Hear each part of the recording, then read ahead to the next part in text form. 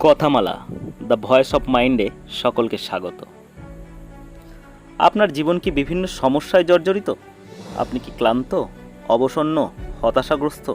ভাবছেন এর থেকে কোনো মুক্তির উপায় নেই? তবে আজকের এই গল্পটি শুধুমাত্র আপনার জন্য। কোনো এক সময় একটি জঙ্গলে একটি হরিণ বাস করত।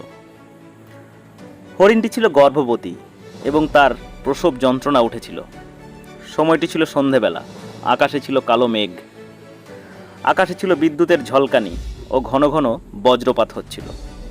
বজ্রপাত থেকে জঙ্গলে আগুন লেগে যায়। আগুন দেখে ভীত সন্ত্রস্ত হরিণটি জঙ্গল থেকে পালিয়ে যায়।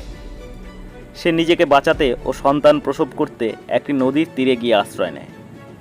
হরিণটি হাঁপাচ্ছিল, তাই জল পান করার চিন্তা ভাবনা করছিল।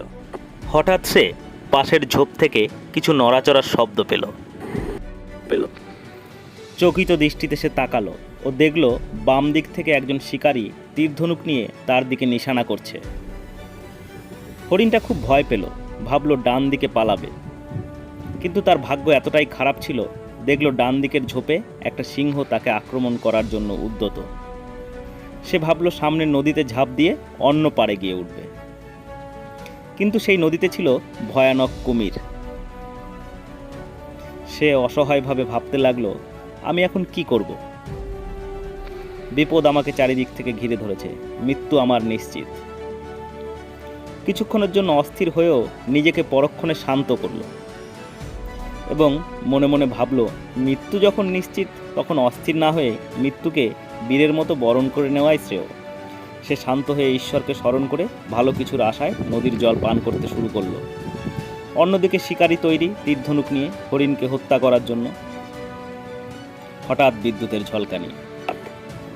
শিকারীর হাত এক মুহূর্তের জন্য কেঁপে উঠল এবং তীর লক্ষ্যভ্রষ্ট হলো। লক্ষ্যভ্রষ্ট হয়ে তীর গিয়ে লাগলো সিংহর গায়ে এবং সিংহ আঘাতপ্রাপ্ত হয়ে শিকারীকে তাড়া করল। শিকারী প্রাণ ভয়ে ছুটে পালালো এবং সিংহ তার পিছু নিল। এরই মধ্যে আকাশ কালো মেঘে ছেয়ে গেছে। শুরু হলো মুষলধারে বৃষ্টিপাত। বৃষ্টির ফলে ধীরে ধীরে দাবানল নিভে এসেছে। ইতিমধ্যে হরিণটি জল পান করা হয়েছে এবং জলের থেকে মুখটি তুলে চারিদিকে তাকালো এবং দেখল তার চারিদিকের বিপদ কেটে গেছে। না আছে শিকারী, না আছে সিংহ, না আছে দাবানল। সে যেন পুনর্জন্ম লাভ করলো। তারপর ওখান থেকে নিরাপদ আশ্রয়ে গেল এবং ওখানে গিয়ে দুটি সুন্দর বাচ্চার জন্ম দিল।